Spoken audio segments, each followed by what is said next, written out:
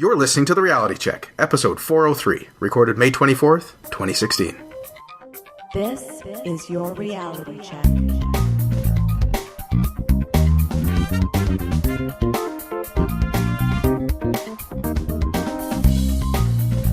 Hi everyone, and welcome to The Reality Check, your weekly Canadian podcast that explores a wide range of controversies and curiosities using science and critical thinking. I'm your host, Darren McKee, and with me, as usual, are Adam Gardner. Sup, Trudoids? Christina Roach. Hello. And producer Pat. Hi, everyone. We have a great show for you today. I'm going to talk to you about ElbowGate. And then Adam is going to explore whether dogs can detect low blood sugar in diabetic patients. That's right. But first, Pat, did a metal band get an award from a televangelist? Thanks, Darren. I have a number of musician friends on Facebook, and I saw a few posts in the last day or two about the band Lamb of God. So I wanted to touch base on this really quickly. According to the story, the band was given an award for excellence in faith outreach by Joel Osteen. Now, Osteen is a televangelist and the pastor of the largest Protestant church in the United States, based in Houston, Texas. His televised sermons are seen by over 7 million viewers weekly in over 100 countries. Wow. That's a lot.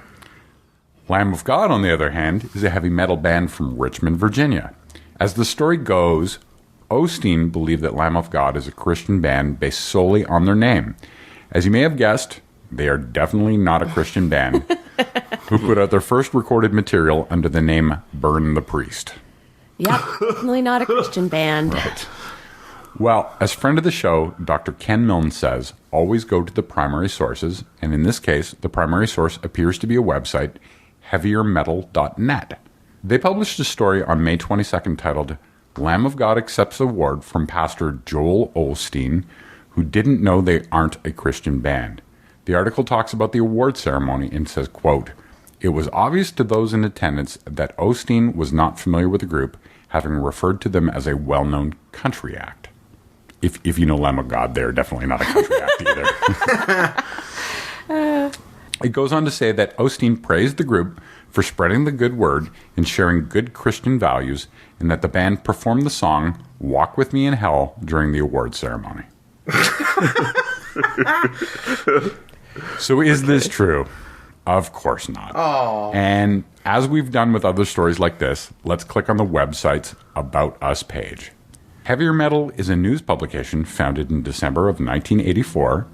Since our inception, we have intently focused on adhering to the highest journalistic standards.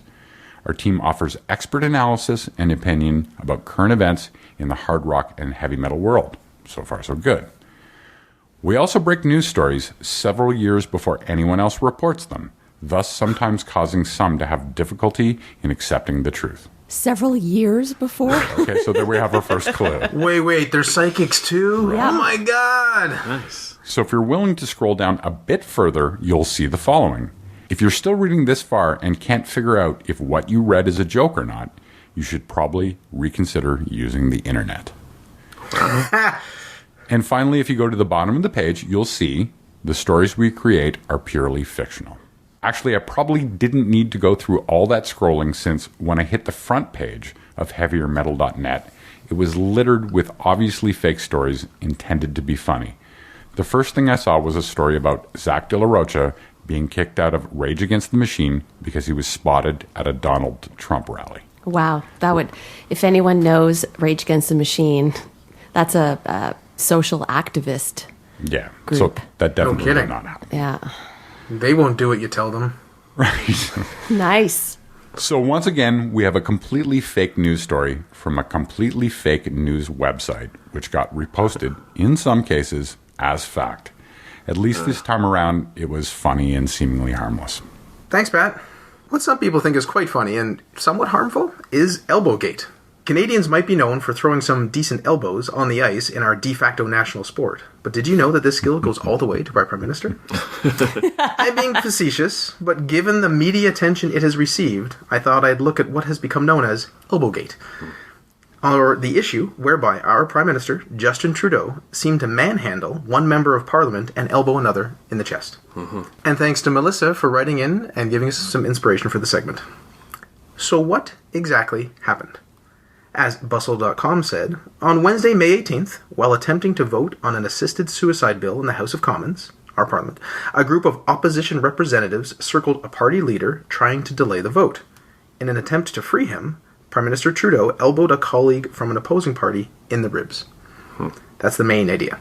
Subsequently, Trudeau has apologized repeatedly for this, and Brousseau, the woman who was elbowed, has talked about feeling overwhelmed and Parliament needing to be a safe space. And this has caused a backlash to that reaction. There's a sort of a media echo chamber going on where different political representatives are complaining in one way or another, and then people are attacking them for complaining, and then those people are getting attacked.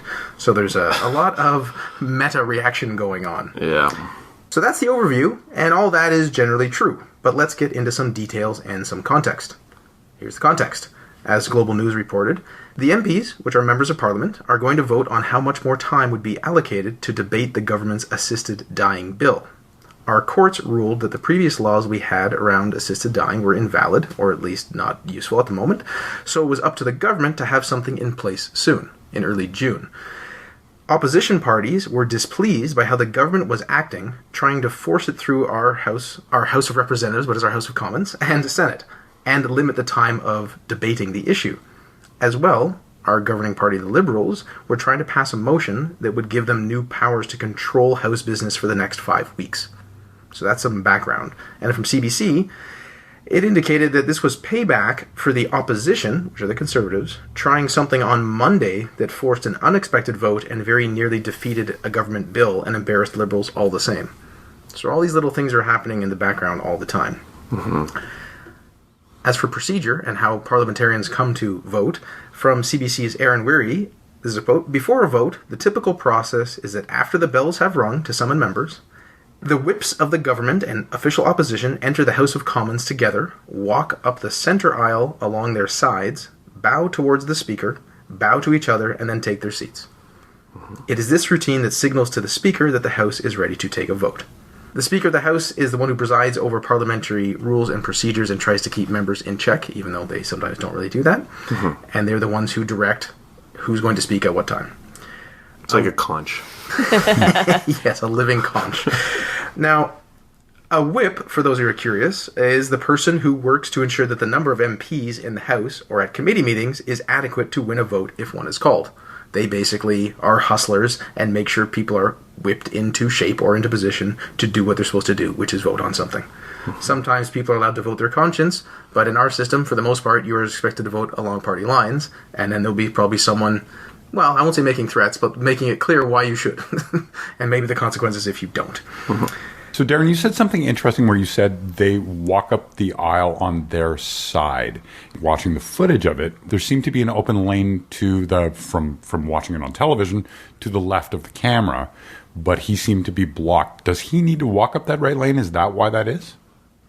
Yeah, so what Pat is talking about, that from the camera's perspective, we don't allow a lot of cameras in our parliament, and people aren't allowed to use their cell phones. But from a video frame-by-frame analysis of this situation, if you picture looking towards the House with the Speaker at the far end in front of you, in the distance, the Liberals are on the left, the Conservatives and the NDP are on the right. I mean, there are people on the sides too, but you can't quite see them. The left, so-called lane, is completely open. Mm-hmm. The center has some stuff in the middle, almost like medians, but the left is open and the right is blocked. The Conservatives member was trying to go to his side, which was on the right side of the median, and he was blocked by NDP members. I don't believe he has to walk on that side. That is just typically what happens. As one tweeter noticed, he's like, well, he couldn't go over there because obviously that's where dragons are. He couldn't go on the left. It was impossible. So I don't think it's necessary, Pat.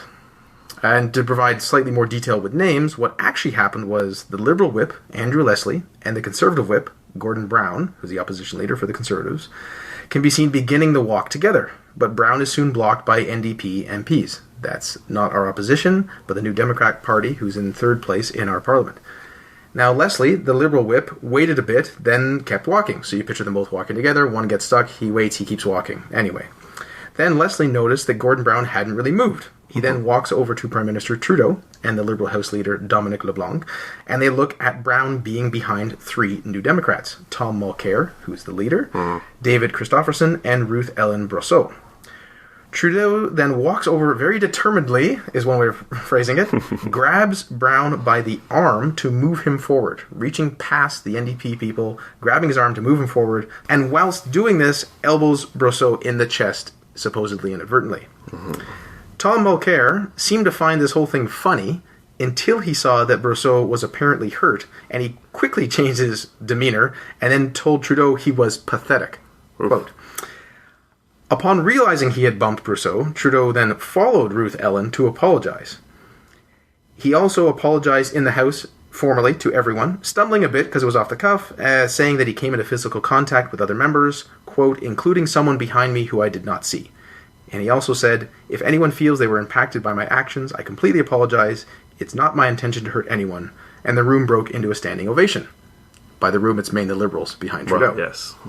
Satirist John Oliver amusingly quipped, wow, stammering out an apology that goes on to receiving a standing ovation. That clip may as well just be the new Canadian anthem. Less amusingly, NDP MP Nikki Ashton worried about the treatment of women in the House and challenged the Prime Minister's claim to being a feminist. That didn't take long. As well, one of the Conservative leaders suggested that Trudeau's actions be investigated because he may have breached some sort of parliamentary procedure or even law. The Speaker found a prima facie breach of privilege, a matter which will likely now be referred to a House committee for study. Now, given that the Liberals are a majority government, and therefore they're a majority on these committees, it is highly unlikely he would be charged. And all this sounds a bit silly, but try to imagine your boss, or your boss's boss, physically grabbing your arm and trying to move you while other employees happen to be in the way. It's just weird and problematic. Sounds like an episode from The Office. Exactly. Now, what seemed to kick this whole thing off, aside from Trudeau's impatience and maybe the NDP up to some mischief, as Elizabeth May said, is that Gordon Brown couldn't get to where he needed to go. The Speaker of the House said, ministers ought to know, first of all, if one whip walks down before the other and takes their seat, either whip, the Speaker then reads the question and the voting process begins. Nothing else is required. Oh, so you didn't even need to sit down? Correct. So Gordon never had to take his seat. The Liberal whip could have just sat down. I'm pretty sure Trudeau and many others didn't actually know this, even though it is parliamentary procedure. Yeah. And I will say, kudos to Green Party MP Elizabeth May, who seemed to be the only sensible one calling for reason and civility in this past week. And there's even a clip of her saying, do we want to be those people on CNN that were made fun of? Act like grown-ups! So that's the event that seemed to cause a big reaction, definitely in Canada, definitely in Ottawa, and other parts of the world. I think you can gauge people's reactions based on who they voted for a lot of the time. And that's not how people should think, but it's sadly how people do think. And it's just kind of odd that the bumping, which is controversial, was clearly accidental. The arm grabbing doesn't really seem to be a problem, but that was the intentional action. So it all seems a bit silly to me, really. Well, so what I would say is that is definitely not Trudeau's role, and he should have done it. The contact seemed incidental, and now it's a little blown out of proportion, in my view. It really bothers me that there was one MP in particular that you were saying, Darren, that was starting to make issue that women should feel safe in the House of Commons. He didn't attack her. He didn't go after her. It was clearly an accident. There was a lot of people in the way, and he elbowed her, and that's too bad. But the fact that everyone's turning this into, They use the word molestation. Oh, that just makes me so crazy. Well, it's probably an accurate use of the word, but not in our common sort of language now, right? I'm with Elizabeth May. Can we all be grown-ups here? I mean, this is ridiculous. Yeah, I generally agree with all of you. Trudeau demonstrated a staggering lack of insight into thinking he could, as, anyone, let alone the Prime Minister of a country, walk over and physically move someone else because he didn't like what was happening. Yeah. It seems very childish and silly and a bit entitled. That's usually what he's criticized for. I generally think it's also interesting that everyone's trying to score points on this because that's what politics is. It's often very childish. Yeah. But if you don't do it the right way, then you get backlash. So if people had kind of just left it and said that was really inappropriate, he, being Trudeau, might have had more damage done to him. Then now people are almost more concerned about the other party's reactions. So also interestingly, that if you accidentally elbow someone in the chest, that cannot really be any sort of crime. It is not assault, it is not molestation, because it is not intentional, as Adam hinted. But the grabbing of an arm technically probably could be in some way. Right. Now, some of you might wonder, well, okay, this is kind of weird, kind of silly, kind of stupid. Will this actually affect how people like Trudeau or the Liberals' chances of any sort of re-election or anything like that? Well, from Abacus data, they did a survey of about 1,600 Canadians, and a broad majority of those surveyed, 71%, said it had no impact of their view on Mr. Trudeau. 23% said it made them feel worse about him, and 6% said better. That one always amuses me. Someone's like, yeah, I like this guy more now, because he's a bit of a jerk. Well, maybe they just appreciated his apology and the way That's true. He sort of owned up to it. He did apologize about 3 times, and in one of those, he was apologizing for something else that happened that Canada did decades ago, rejecting Indian migrants, I believe, and then he was apologizing. That apology would be overshadowed by his elbow apologies. Apologizing. Now, in short, Abacus data said the event may have dented perceptions of the Prime Minister among roughly 10% of his total accessible voter pool. But that's probably not going to last. And if you think about how does this impact things, like the pre- and post-effects of similar questions, for example, would you vote Liberal and would you consider voting Liberal? These were identical numbers before and after so-called ElbowGate. The favorability towards the Prime Minister didn't shift a single point. Personal values he brings to the job didn't really shift. Generally speaking, before and after, people thought the Prime Minister generally cares about other people and he sets a good example for young people. But there was one shift that before ElbowGate, 83% thought Mr. Trudeau handles stress well, and afterward the number dropped to 74%, which you could say is perhaps true. So that is the story of the elbow felt around the world. And now to Adam. Can dogs detect low blood sugar in diabetic patients? Great question, Darren. A while back, I saw an article about a boy who had a dog which could detect his blood sugar levels. How cute! I wonder what the science says. One such bit of coverage was from Inside Edition. Talks about Luke, age 7, who has type 1 diabetes that was diagnosed at age 2. He has a service dog named Jedi who monitors his blood sugar levels. The coverage goes into a specific instance where his Dexcom device, which shows blood sugar levels without a finger prick, showed it to be 100, which is stable. But Jedi, the dog, insisted that Luke's mother, Dory Nuttall, wake up. She eventually did, and pricked his finger and saw a reading of 57, in the low range. Fantastic. Crisis averted? Dun dun dun. Well, she admits that 57 isn't a huge cause for concern. However, she insists that Jedi has prevented Luke's blood sugar from reaching dangerous levels time and time again. How is this possible? Jedi is a service dog. More specifically, a diabetic alert dog. He is, and I quote, trained to smell the chemical body changes that occur as the insulin levels increase or drop. Luke's mother claims that he can smell the changes from as far as across a playground. That's really impressive. That would be really impressive.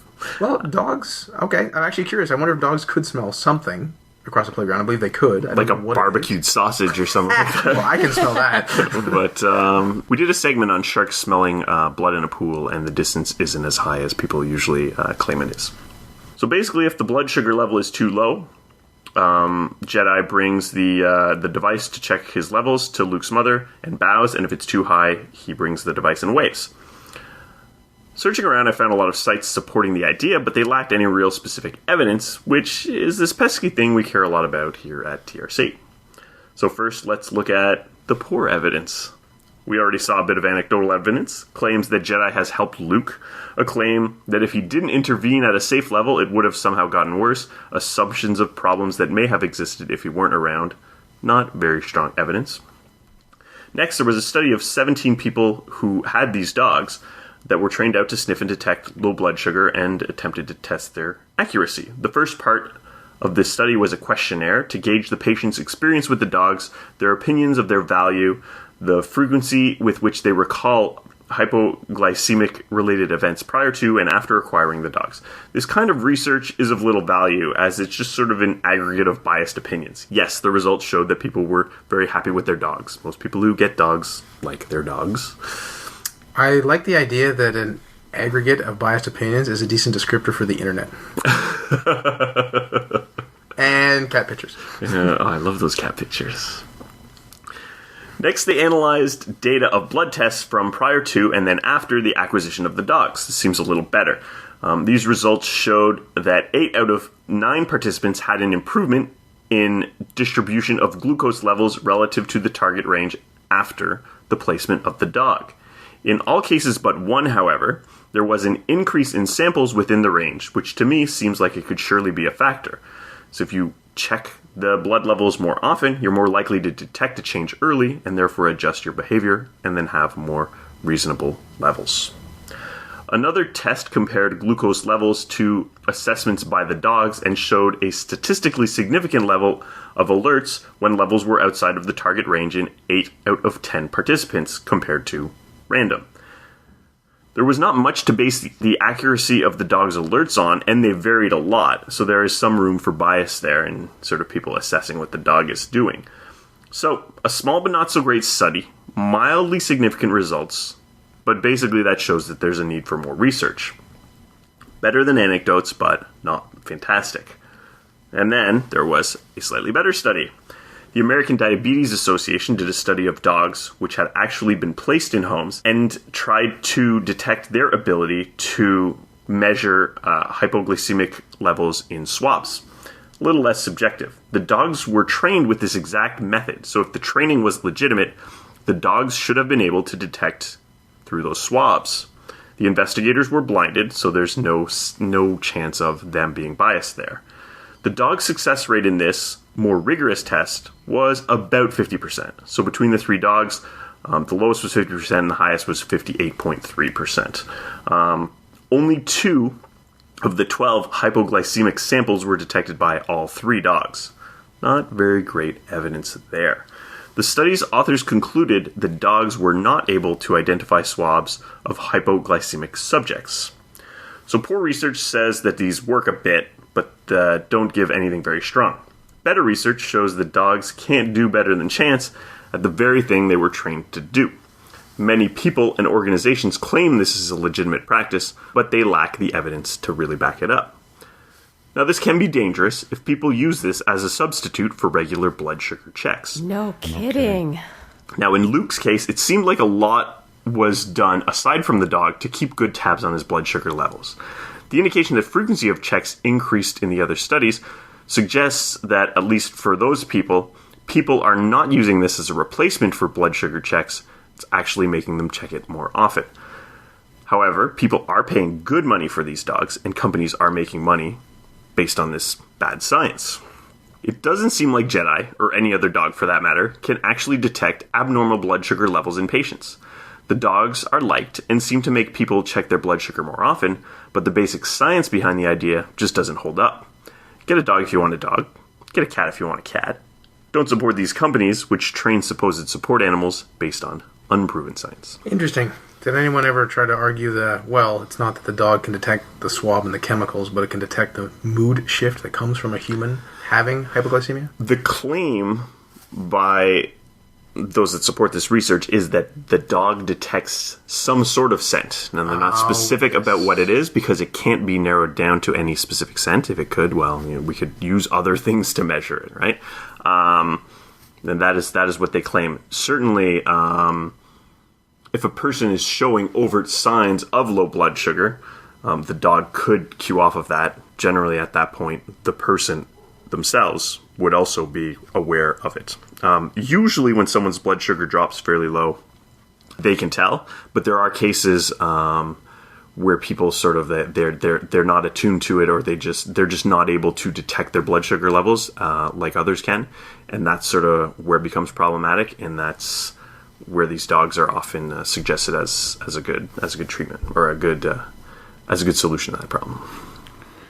That's really interesting, Adam. Like, I guess we know that dogs have an incredible sense of smell. It's a question of whether or not there's actually a scent involved in this particular thing. Right. Thank you, Adam, and thanks for joining us once again. Today, Pat showed us that a metal band did not get an award from a televangelist. Just try to click through and find out if the sites that you read are legitimate or not. Mm-hmm. I explored ElbowGate and why it is or isn't an issue depending on your perspective in the world and your political persuasion. And finally, Adam looked into whether dogs can detect low blood sugar in diabetic patients, and it certainly seems to be the case that it is not true. Until next time, think better to act better. Peace out, Elboids. Stay classy, not smart-assy. Hey everyone, as usual, producer Pat gets the last word. I wanted to let folks know that, again this year, we have been nominated for a podcast award in the science category. So thank you very much to those of you who took the time to nominate us. It was definitely one of the factors that they evaluated. Voting starts this Sunday, May 29th, and you can go vote for your favorite podcasts at podcastawards.com. You can vote once a day for as long as the voting is open. And we hope you'll consider voting for TRC in the science category. Thanks, and we'll talk to you next week. The Reality Check is an independently Canadian-produced podcast. For show notes or to discuss this episode, visit our Facebook page and website at trcpodcast.com. For general inquiries or to send a topic or parody suggestion, email info@trcpodcast.com. Help support the show by leaving a review on iTunes and liking us on Facebook. Follow us on Twitter at TRC_podcast.